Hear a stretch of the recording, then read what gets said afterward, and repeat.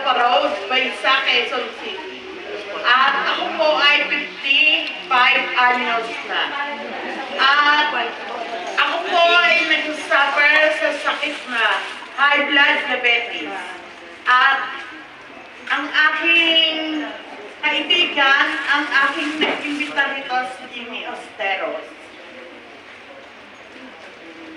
Without Smarton, ang BP ko po ay umabot sa 200, 100. At ang diabetes ko ay umabot sa 300 hits. At nag-i-insulin ako twice a day. 21 years ako nagsakripisyo sa aking mga sakit. At eto, with Smarton, na nakilala ko sa Muñoz, ako po'y nagsigi-sige sa Muñoz.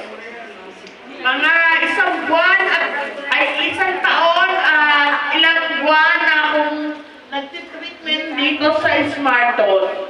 Ako po'y dati 14 tablet ang aking iniinom, ngayon ay 4 na tablet na lang. With Smarton. At ang aking high blood ay maabot sa 130/70 na lang. Wow!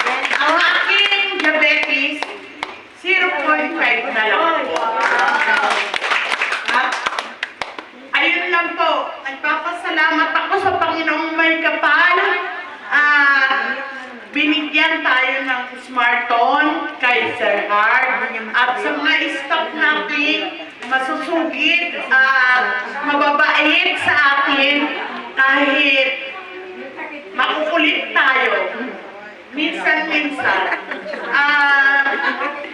Pinapangarap ko rin po makauwi ng Smarton balang araw. Kaya lang mag-graduate pa yung anak ko.